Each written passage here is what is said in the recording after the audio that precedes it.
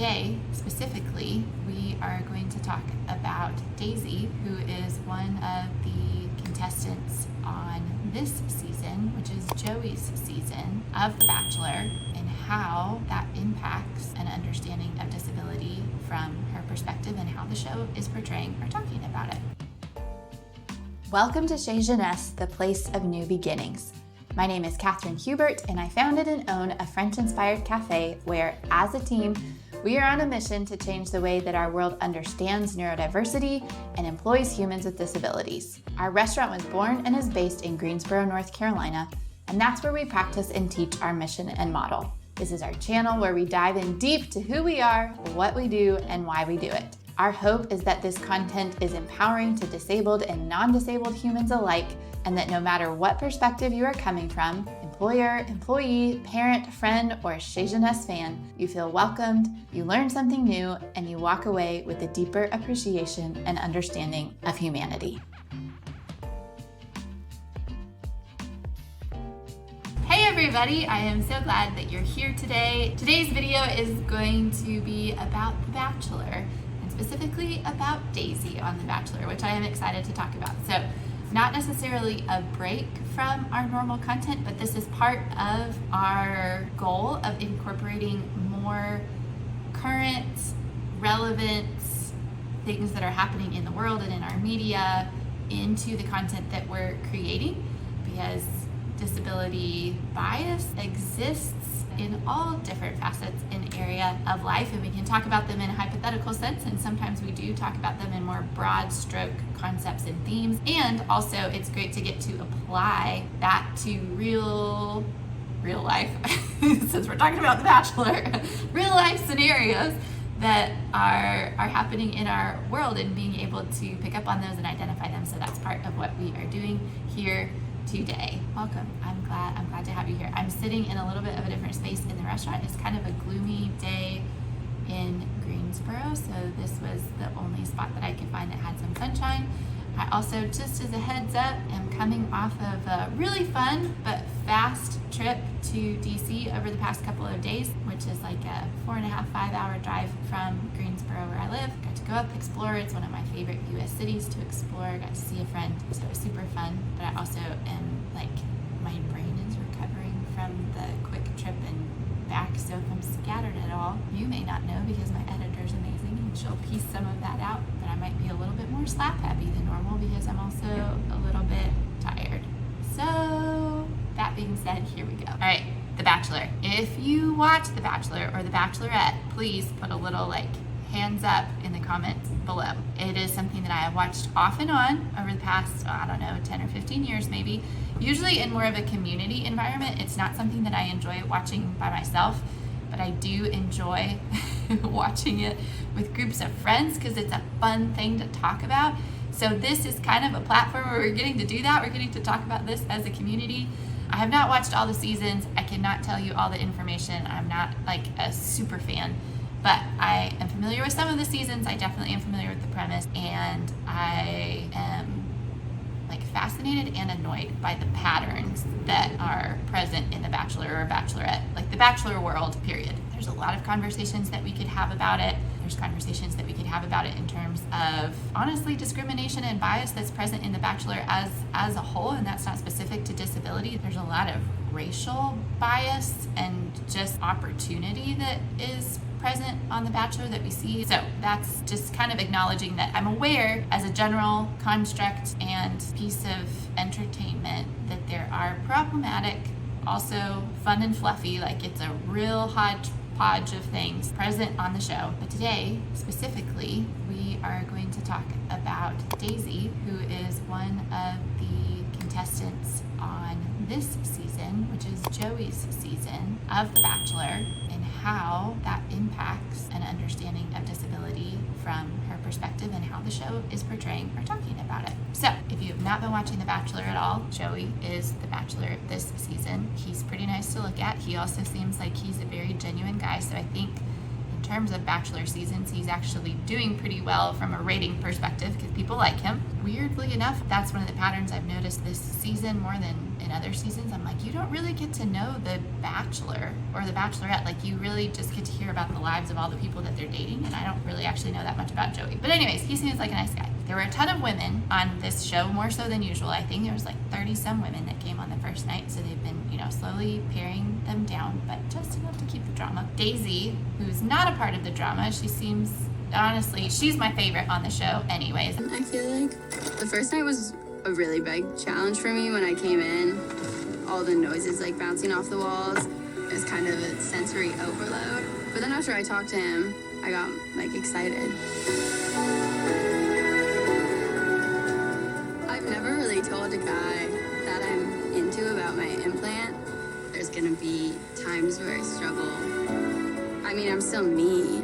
It's just like an extra thing that I have. I'm Team Daisy and have been since the very first night. But she revealed fairly early on in the show that she has a cochlear implant. Cochlear implant, for those of you who are curious or are not familiar with one, is a hearing device that's used for people who experience a moderate to severe amount of hearing loss. The basic mechanics of the device, there's part of it that rests at it's usually like rests at your ear, and then there's a circular portion of it that's attached and actually is connected to, there's a piece that's on the outside of your head, and then there's a piece that's actually internal. So it is a surgery. It's not all external. It's not like a hearing aid that's just completely localized to your ears. The design is that it's actually bypassing the portions of your inner ear that are damaged and not able to process sounds, and instead is fixed to your skull or your head, so that the auditory nerve in your brain is triggered and you can still perceive sounds and words and speech. It does not completely restore hearing that has been lost, but it does provide some restoration of hearing. And each person who has a cochlear implant is going to experience that hearing differently. So there is some nuance to it, and removing, like, I think it's a magnet that attaches the external piece to the internal piece. Once you take the external piece off, then you lose the hearing again that is available to you when you have it attached. And that has been something that's fairly new in her life. She didn't, I think maybe she's had the implant for 2 years. I'm gonna have to do a little bit of fact checking here. Sarah, can you tell, do y'all know that's one of my nervous tics with my hair? I move it when I question something that I might have just said.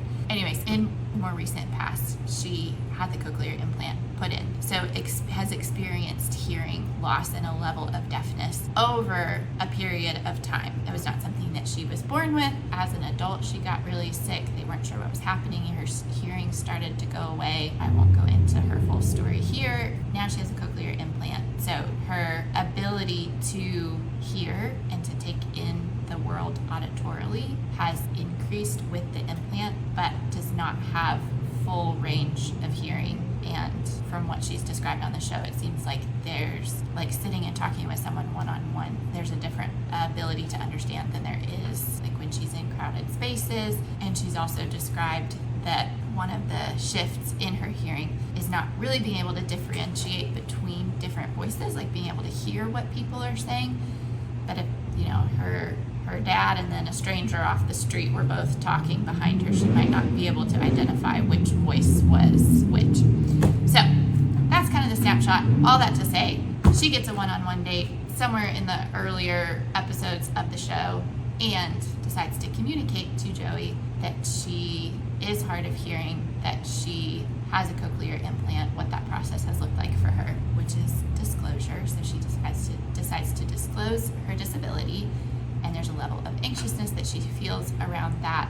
And I was really curious as I was watching just to see how he responded, and then also how the show tended to treat her and disability at the same time. This is your quick and friendly reminder to please subscribe to our channel. It makes a huge difference in terms of the traffic that we get to our page and to our channel, the eyes that get to see our content and our videos, and also helps us to monetize our channel, which is a big thing for a small business. So if you like us, if you engage with us regularly, if you're finding value in it, if you wouldn't mind liking, subscribing, commenting, all of those things help communicate to YouTube that you do find value in the things that we're doing, and then it helps add some value back to us as well. So how is The Bachelor as an entity portraying or communicating disability through their editing process, right? There was a level of concern that I experienced about that just because The Bachelor tends to be very, you can tell they edit things very specifically, and oftentimes the narrative that's being portrayed or received through that editing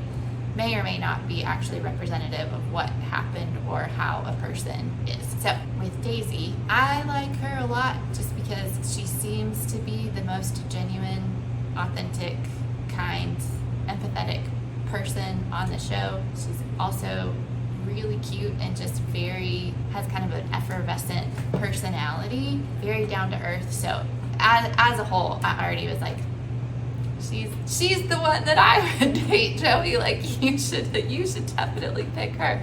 And she's continued. I mean, the show's not over yet. We're still partway through, but she's making it towards the end. So I'm curious to see what happens. But in terms of disability, I have felt like The Bachelor as a whole has been pretty neutral on it, that they don't seem to be pushing too much of their own agenda or their own bend. Like, it has seemed like, for the most part, Daisy has gotten to just speak to her own story and to her own experiences, and that they've kind of just left it or let it be that instead of really spinning it.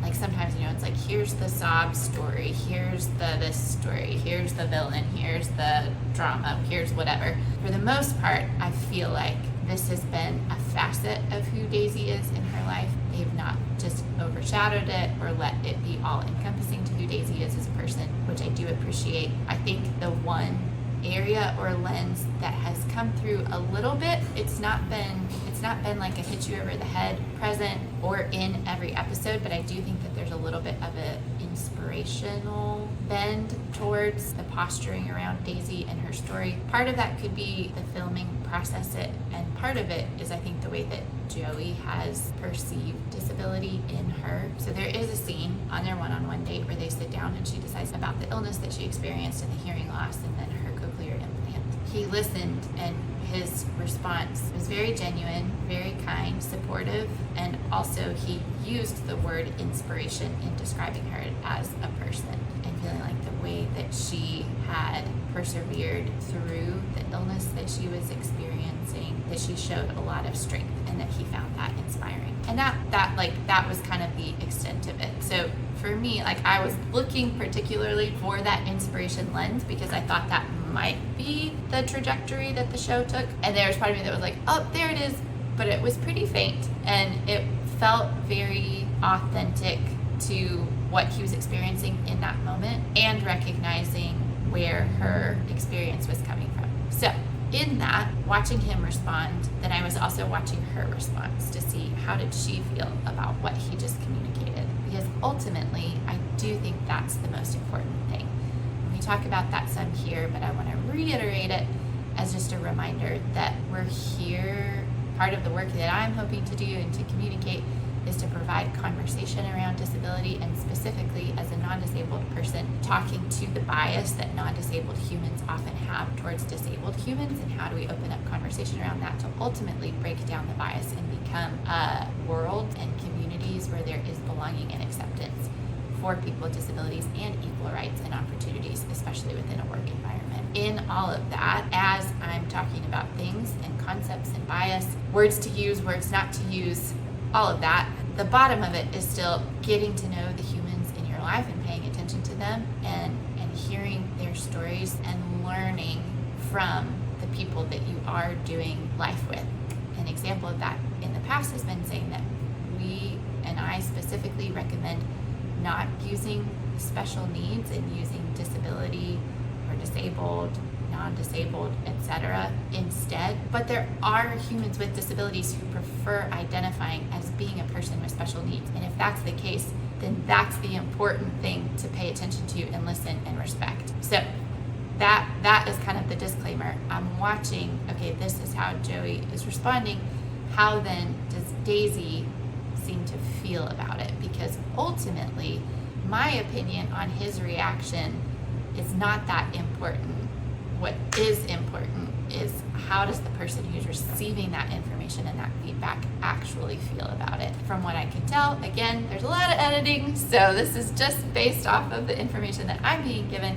From what I could tell, she felt very seen and she felt very accepted and supported by his response, and grateful for the opportunity to get to share and for there to be that transparency, and for him to not shy away from it, to be curious. Like, she asked, like, do you want to touch my cochlear implant? Like, do you want to actually see it? Because it's kind of hidden behind her hair. He wanted to, like, so there was that stepping in, like, I want to know more about you. This is something that makes me just want to know more about you, not less about you. So seeing her response to that and feeling like, I'm so glad I shared.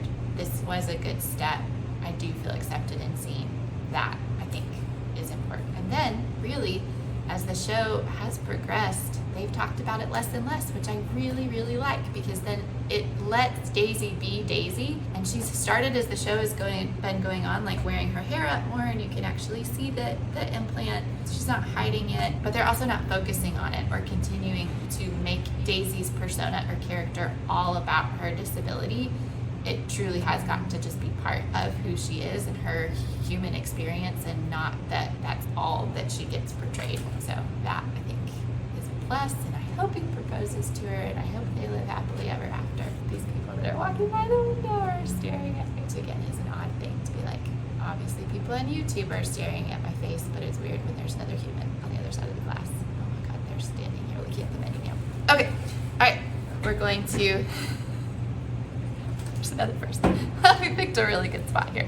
Okay, I'm gonna sign off. Genèse teammates, your keyword for this week is Pavlova. This is your friendly reminder, coming from my bedhead, dark room, and all, that it's okay to be human. I came up to Washington, D.C. yesterday after work, so I got on the road after I finished at Sunday service, got here late last night, got up this morning, was tired, but it's like, I'm here for a day and a half. Let's make the most of it. It's like, went for a run, got to kind of explore the city on my feet, got ready for the day, went and got lunch, went to a coffee shop. I was like, I'm gonna hang out, I'm gonna read, I'm gonna do my emails, I'm gonna soak in the sunshine. And then while I was sitting there, I got so immensely tired. It just overtook me. And I thought, I think I really need a nap. And then my mind was like, you're in DC, you can't go take a nap, which was basically me being like, you're in DC, you can't be a human. How dare you be tired? You're here, you should be doing something more worthwhile than your time than taking a nap. And then I realized that it didn't matter, because pushing through meant I wasn't going to enjoy whatever it was that I was doing, because I was so tired that I couldn't actually be present with myself. So I went back to my Airbnb, which is not exciting, it's not glamorous, and I fell asleep in the middle of the afternoon, which took a 2-hour chunk out of my day today, but it means that I'm actually going to feel better and enjoy the rest of the time that I have left so much more. So, little note to me, little note to you, it's okay to be human. It's okay to get tired. It's okay to take time for rest where we can, even if that means that we might lose out on the chance to do something else that could have been fun, but really wouldn't have been because I was too tired to enjoy it anyways. So, those are my sleepy bedhead notes.